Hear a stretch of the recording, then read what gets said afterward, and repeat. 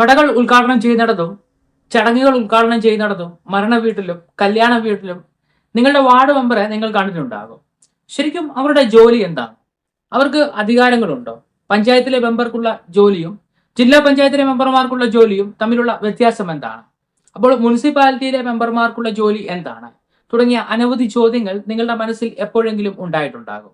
ഒരു വാർഡ് മെമ്പറിന്റെ ജോലികൾ എന്തൊക്കെയെന്നും ഗ്രാമപഞ്ചായത്ത്, ബ്ലോക്ക് പഞ്ചായത്ത്, ജില്ലാ പഞ്ചായത്ത്, മുനിസിപ്പാലിറ്റി, കോർപ്പറേഷൻ എന്നിവിടങ്ങളിൽ എങ്ങനെ അത് വ്യത്യാസപ്പെട്ടിരിക്കുന്നുവെന്നും vice president, standing committee chairman, president, chairperson, mayor എന്നിവരുടെ ചുമതലകൾ എന്തൊക്കെയെന്നും മനസ്സിലാക്കുവാനും കേരളത്തിലെ തദ്ദേശ ഭരണം എങ്ങനെ പ്രവർത്തിക്കുന്നുവെന്നും അത് നമ്മുടെ ജീവിതത്തെ എങ്ങനെ സ്വാധീനിക്കുന്നുവെന്നും ഈ വീഡിയോയിലൂടെ നിങ്ങൾക്ക് അറിയാം.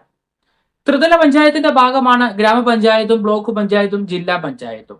എന്നാൽ നഗരപ്രദേശങ്ങളിൽ മുനിസിപ്പാലിറ്റിയും കുറച്ചധികം ജനസാന്ദ്രമായ പട്ടണങ്ങളിൽ കോർപ്പറേഷനുമാണ് വരുന്നത്. ഇവിടെ എല്ലായിടത്തും ജനപ്രതിനിധികളായി അംഗങ്ങൾ എത്തുന്നത് ലോക്കൽ ബോഡിയിലേക്ക് നടക്കുന്ന ഇലക്ഷനിലൂടെയാണ്. ഇവിടെ എല്ലായിടത്തും വാർഡ് മെമ്പർമാർ അല്ലെങ്കിൽ കൗൺസിലർമാർ ഉണ്ട്.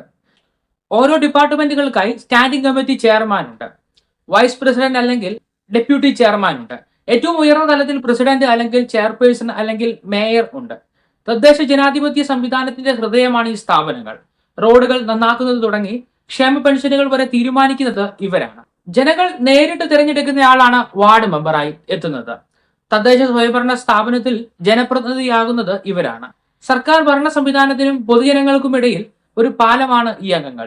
നാട്ടിലെ ആവശ്യങ്ങൾ തിരിച്ചറിയുകയും ആ വിഷയം മീറ്റിങ്ങുകളിൽ അവതരിപ്പിക്കുകയും ഈ പദ്ധതികൾ നടപ്പാക്കാനുള്ള അംഗീകാരം നേടിയെടുക്കുകയും ആ വികസനങ്ങളുടെ പണികൾ മേൽനോക്കി പൂർത്തിയാക്കേണ്ടതുമാണ് അവരുടെ പ്രാഥമിക ഉത്തരവാദിത്തങ്ങൾ. ഇനി ഗ്രാമപഞ്ചായത്തിൽ ഒരു മെമ്പറുടെ ജോലി എന്തെന്നും നോക്കാം. ജനങ്ങളുടെ ദൈനംദിന ആവശ്യങ്ങൾ കൈകാര്യം ചെയ്യുന്ന ഒരു സ്ഥാപനമാണ് ഗ്രാമപഞ്ചായത്ത്. ഇവിടെ അംഗങ്ങൾ എല്ലാ പഞ്ചായത്ത് സ്റ്റാൻഡിംഗ് കമ്മിറ്റി മീറ്റിങ്ങുകളിലും പങ്കെടുക്കണം. പൊതുവഴി, കുടിവെള്ളം, ശുചീകരണം, മാലിന്യം തുടങ്ങിയ ജനങ്ങളുടെ വിഷയങ്ങൾ ഇങ്ങോട്ടേക്ക് അവർ കൊണ്ടുവരും. വീടുകൾ ആവശ്യമുള്ളവരെയും പെൻഷൻ, ക്ഷേമ പദ്ധതികൾ യോഗ്യതയായവരെയും കണ്ടെത്തണം. കുടിവെള്ളം എല്ലാവർക്കും ഉണ്ടെന്ന് ഉറപ്പുവരുത്തണം. നിലവിലുള്ള കുടിവെള്ള പദ്ധതികൾ എല്ലാവർക്കും പ്രയോജനപ്പെടുന്നുണ്ടെന്ന് നോക്കണം. വാർഡിൽ ഉൾപ്പെടുന്ന അംഗൻവാടികൾ, ആരോഗ്യക്ഷേമ കേന്ദ്രങ്ങൾ, സ്കൂളുകൾ എന്നിവിടങ്ങളിൽ പ്രവർത്തനങ്ങൾ കാര്യക്ഷമമാണെന്ന് ഉറപ്പുവരുത്തണം. കുറവുകൾ പരിഹരിക്കുവാനുള്ള കാര്യങ്ങൾ ചെയ്യണം. ഗ്രാമസഭ വിളിച്ചു വരുത്തുകയും പൊതുജനങ്ങളിൽ നിന്ന് അഭിപ്രായം തേടുകയും വികസനങ്ങൾ വിലയിരുത്തുകയും ചെയ്യണം. ദുരന്ത നിവാരണം, വാക്സിനേഷൻ, അവബോധ യജ്ഞങ്ങൾ എന്നിവയിൽ സജീവമായി ഉണ്ടായിരിക്കണം. വാർഡിലെ പ്രദേശങ്ങൾ വൃത്തിയായി കിടക്കുന്നുവെന്നും മാലിന്യങ്ങൾ കൃത്യമായ രീതിയിൽ സംസ്കരിക്കുന്നുവെന്നും ശേഖരിക്കുന്നുവെന്നും ഉറപ്പാക്കണം. വാർഡിലെ ജനങ്ങൾക്കുള്ള പരാതികൾ പഞ്ചായത്ത് ഓഫീസ് വഴി പരിഹരിക്കണം. കുടുംബശ്രീ, കാർഷിക വികസനം, ലൈഫ്, തൊഴിലുറപ്പ്, വയോമിത്രം ഉൾപ്പെടെയുള്ള സർക്കാർ പദ്ധതികൾ പ്രോത്സാഹിപ്പിക്കണം. ചുരുക്കത്തിൽ പറഞ്ഞാൽ ഒരു പഞ്ചായത്ത് വാർഡ് മെമ്പർ ജനങ്ങളുടെ ശബ്ദവും ഗ്രാമത്തിന്റെ വികസനത്തിലും ക്ഷേമത്തിലും മേൽനോട്ടം വഹിക്കുന്ന ആളുമാണ്. ഓരോ വീട്ടിലും വികസനം എത്തിക്കുന്നവരാണ് ഇവർ. നിങ്ങളുടെ വാർഡിലെ മെമ്പർ ഈ ഉത്തരവാദിത്തങ്ങൾ കാര്യക്ഷമമായി ചെയ്തിരുന്നുവോ? കമന്റിലൂടെ പങ്കുവയ്ക്കുക. പഞ്ചായത്ത് വാർഡ് മെമ്പറിന്റെ ചുമതലകൾ എന്തൊക്കെയെന്ന് ഇപ്പോൾ അറിഞ്ഞു. അപ്പോൾ ബ്ലോക്ക് പഞ്ചായത്ത് മെമ്പറിന്റെ ജോലികൾ എന്താണ്? അവരുടെ ജോലി പ്രധാനമായും ഏകോപനമാണ്. ഒന്നിലധികം പഞ്ചായത്തുകളെ കവർ ചെയ്യുന്ന വികസന പദ്ധതികൾ ചർച്ച ചെയ്യുകയും അതിന് അനുമതി നേടുകയും ചെയ്യണം. ബ്ലോക്ക് തലത്തിൽ സർക്കാർ പദ്ധതികളുടെ നടത്തിപ്പ് നോക്കണം. വിവിധ മേഖലകളിലുള്ള പ്രൊഫഷണലുകളുമായി ബന്ധപ്പെടണം. പല പഞ്ചായത്തുകളിലൂടെ കടന്നു പോകുന്ന റോഡുകളുടെ പണി മോണിറ്റർ ചെയ്യണം. ബ്ലോക്ക് തലത്തിൽ ഗ്രാമപഞ്ചായത്തിന്റെ പ്രവർത്തനം വിലയിരുത്തണം. പ്രതിമാസമുള്ള മീറ്റിങ്ങുകളിലും സ്റ്റാൻഡിംഗ് കമ്മിറ്റി മീറ്റിങ്ങുകളിലും പങ്കെടുക്കണം. നിങ്ങളുടെ വീടിന് അരികിലെ റോഡിന്റെ ടാറിങ് കഴിഞ്ഞ് കിടക്കുമ്പോൾ നിങ്ങൾ സന്തോഷത്തോടെ ഇരിക്കാറുണ്ട്. പക്ഷെ അപ്പോഴാണ് വരുന്നത് പൈപ്പിന് കുഴിയെടുക്കുവാൻ JCB. ശരിക്കും ഈ ബ്ലോക്ക് പഞ്ചായത്ത് അംഗങ്ങൾ കാര്യക്ഷമമായി പ്രവർത്തിക്കുകയും ആശയവിനിമയം നടത്തുകയും ചെയ്താൽ ഇങ്ങനെ ഒരു സംഭവം ഉണ്ടാകില്ല. ഈ ഒരു അനുഭവം നിങ്ങൾക്ക് ഉണ്ടായിട്ടുണ്ടോ? എങ്കിൽ അത് പങ്കുവയ്ക്കുക. PWDയുമായും വാട്ടർ അതോറിറ്റിയുമായും മറ്റു പദ്ധതികളുടെ നടത്തിപ്പുകാരായും ആശയവിനിമയം നടത്തി വികസനങ്ങൾ അതിന്റെ ക്രമത്തിന് ചെയ്യിക്കാൻ ഉത്തരവാദിത്തമുള്ളത് ഈ ബ്ലോക്ക് അല്ലെങ്കിൽ വാർഡ് മെമ്പർമാർക്കാണ്. വിവിധ പഞ്ചായത്തുകളിലൂടെ കടന്നു പോകുന്ന റോഡുകളുടെയും കനാലുകളുടെയും പ്ലാനിങ്, ബഡ്ജറ്റിംഗ്, റിവ്യൂ എന്നിവയിൽ പ്രവർത്തിക്കുന്നത് ഇവരാണ്. ഇനി ജില്ലാ പഞ്ചായത്തിലെ അംഗങ്ങളുടെ ഉത്തരവാദിത്തങ്ങൾ എന്തൊക്കെയെന്ന് നോക്കാം. ഹോസ്പിറ്റൽ, സ്കൂൾ, സർക്കാർ കെട്ടിടങ്ങൾ, പാലങ്ങൾ തുടങ്ങിയുള്ള വൻകിട പദ്ധതികൾ ശ്രദ്ധ നൽകുന്നത് ജില്ലാ പഞ്ചായത്താണ്. ബ്ലോക്ക് തലത്തിലെ പദ്ധതികൾ വിലയിരുത്തുകയും അതിനായി സർക്കാർ സംവിധാനങ്ങളെ ഏകോപിപ്പിക്കുകയും ചെയ്യണം. ജില്ലയിൽ വ്യാപകമായുള്ള ക്ഷേമ പദ്ധതികളും ആരോഗ്യ പദ്ധതികളും ആവിഷ്കരിക്കണം. ജില്ലാ വികസന പദ്ധതികൾക്കുള്ള വലിയ ബഡ്ജറ്റുകൾ നേടിയെടുക്കണം. സംസ്ഥാന സർക്കാരിൽ നിന്നും കേന്ദ്ര സർക്കാരിൽ നിന്നും നിരവധി വികസനങ്ങൾക്കായി എത്തുന്ന ഫണ്ടുകൾ വിതരണം ചെയ്യുകയും ശരിയായ രീതിയിൽ അത് പഞ്ചായത്തുകൾ വിനിയോഗിക്കുന്നുവെന്ന് ഉറപ്പുവരുത്തുകയും ചെയ്യണം. ഓരോ പ്രദേശത്തു നിന്നും തിരഞ്ഞെടുക്കപ്പെട്ട അംഗങ്ങളായിരിക്കും ആ വാർഡുകളിൽ എല്ലാം ഈ പ്രവർത്തനങ്ങളെല്ലാം ശരിയായി നടക്കുന്നുവെന്ന് ഉറപ്പാക്കേണ്ടത്. കേരളം വികസിക്കുമ്പോൾ ഓരോ പഞ്ചായത്തും ബ്ലോക്കും അതിൽ ഉൾപ്പെടുന്നു എന്ന് ഉറപ്പാക്കേണ്ടത് ജില്ലാ പഞ്ചായത്ത് അംഗങ്ങളാണ്. ഇനി മുനിസിപ്പാലിറ്റിയിലേക്ക് വരാം. ഇവിടെ വാർഡ് മെമ്പർമാരെ കൗൺസിലർമാർ എന്നാണ് വിളിക്കുന്നത്. മുനിസിപ്പൽ കൗൺസിലിന് മുൻപിൽ വിഷയങ്ങൾ ഇവർ കൊണ്ടുവരണം. റോഡുകളുടെയും ഡ്രെയിനേജ് സംവിധാനങ്ങളുടെയും വഴിവിളക്കുകളുടെയും മാലിന്യ സംസ്കരണത്തിന്റെയും ഉന്നമനത്തിനായി നിർദ്ദേശങ്ങൾ നൽകണം. വിധവാ പെൻഷൻ, വാർദ്ധക്യ പെൻഷൻ ഉൾപ്പെടെയുള്ളവയും വീടുകൾ ആവശ്യമുള്ളവരെയും തിരിച്ചറിയണം.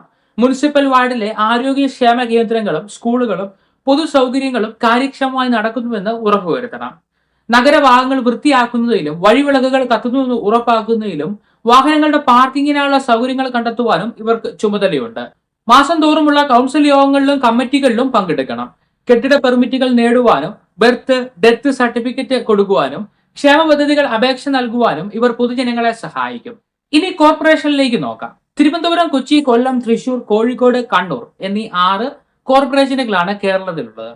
ഇവിടെയും കൗൺസിലേഴ്സ് വാർഡിലെ പ്രശ്നങ്ങൾ കൗൺസിൽ മീറ്റിംഗുകളിൽ ഉന്നയിക്കും. റോഡ്, ഡ്രെയിനേജ്, കുടിവെള്ളം, കുട്ടികളുടെ കളിസ്ഥലം തുടങ്ങിയുള്ള നഗരവികസന പദ്ധതികൾ നിർദ്ദേശിക്കും.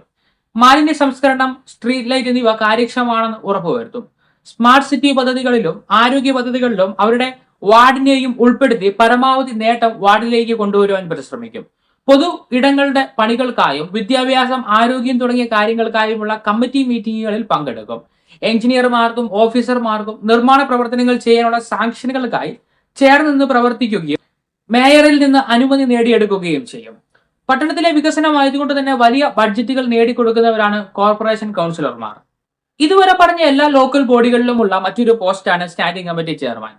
ഇയാളുടെ ചുമതല എന്തെന്നറിയുമോ? സാമ്പത്തിക കമ്മിറ്റി, വികസന കമ്മിറ്റി, ആരോഗ്യക്ഷേമ കമ്മിറ്റി, വിദ്യാഭ്യാസ കമ്മിറ്റി, ക്ഷേമ കമ്മിറ്റി, പൊതുമരാമത്ത് കമ്മിറ്റി എന്നിങ്ങനെ നിരവധി കമ്മിറ്റികൾ ഈ സ്ഥാപനങ്ങളിൽ ഉണ്ടാകും. ഈ കമ്മിറ്റികളുടെ നേതൃത്വം നൽകുന്നവരാണ് സ്റ്റാൻഡിംഗ് കമ്മിറ്റി ചെയർപേഴ്സൺസ്. ഓരോ വിഷയങ്ങളെ പറ്റിയും ഉള്ള പ്ലാനിങ്ങുകളും റിപ്പോർട്ടുകളും റിവ്യൂ ചെയ്യണം. ഏതെങ്കിലും പദ്ധതി ആവിഷ്കരിക്കുവാൻ കൗൺസിലിന് മുൻപിൽ അവതരിപ്പിക്കണം. കമ്മിറ്റികൾക്ക് കീഴിൽ ശരിയായ ഫണ്ട് വിനിയോഗം ഉറപ്പാക്കണം. സ്കൂൾ, റോഡ്, ആരോഗ്യം, ക്ഷേമ പദ്ധതികൾ എന്നിവയുടെ പദ്ധതികൾക്ക് മേൽനോട്ടം നൽകണം. ഓരോ മേഖലയിലും പ്രവർത്തിക്കേണ്ട ഉദ്യോഗസ്ഥരെ ഏകീകരിക്കണം. തദ്ദേശ സ്വയംഭരണ സ്ഥാപനങ്ങൾ അല്ലെങ്കിൽ മുനിസിപ്പാലിറ്റിയിലെ ഡിപ്പാർട്ട്മെന്റ് ഹെഡ്സ് ആണ് സ്റ്റാൻഡിംഗ് കമ്മിറ്റി ചെയർപേഴ്സൺസ്. അടുത്ത സ്ഥാനം വൈസ് പ്രസിഡന്റ്, വൈസ് ചെയർപേഴ്സൺ അല്ലെങ്കിൽ ഡെപ്യൂട്ടി മേയർ ആണ്. പ്രസിഡന്റിനെ അല്ലെങ്കിൽ മേയറിനെ ഭരണത്തിൽ പിന്തുണയ്ക്കുന്ന ആണ് ഇവരുടെ ഉത്തരവാദിത്തം. അവരില്ലാത്ത സാഹചര്യത്തിൽ മേയറിന്റെയോ പ്രസിഡന്റിനെയോ ചുമതല വഹിക്കുന്നത് ഈ വൈസ് പ്രസിഡന്റ് അല്ലെങ്കിൽ ഡെപ്യൂട്ടി മേയർ ആയിരിക്കും. സ്റ്റാൻഡിംഗ് കമ്മിറ്റികൾ ലീഡ് ചെയ്യാനും കമ്മിറ്റികളെ കോർഡിനേറ്റ് ചെയ്യാനും ഇവർക്ക് കഴിയും. ഉയർന്ന തലത്തിലുള്ള മീറ്റിംഗുകളും ഔദ്യോഗിക ചടങ്ങുകളിലും ഇവർ പങ്കെടുക്കണം. വൈസ് പ്രസിഡന്റ് അല്ലെങ്കിൽ deputy mayor second in command ആണെന്ന് പറയാം. അടുത്തത് ഓരോ സ്ഥാപനങ്ങളിലെയും ഏറ്റവും പ്രധാന സ്ഥാനമാണ്. പഞ്ചായത്തുകളിൽ പ്രസിഡന്റ് എന്ന സ്ഥാനവും മുനിസിപ്പാലിറ്റിയിൽ ചെയർപേഴ്സണും കോർപ്പറേഷനിൽ മേയറും. കൗൺസിൽ മീറ്റിംഗുകളെ അധ്യക്ഷ വഹിക്കുന്നത് ഇവരാണ്. എല്ലാ സ്റ്റാൻഡിംഗ് കമ്മിറ്റി മീറ്റിംഗുകളും ഇവരുടെ സാന്നിധ്യം ഉണ്ടായിരിക്കണം. ഔദ്യോഗിക ചടങ്ങുകളിലും ഈ സ്ഥാപനം പ്രതിനിധീകരിച്ചു പങ്കെടുക്കണം.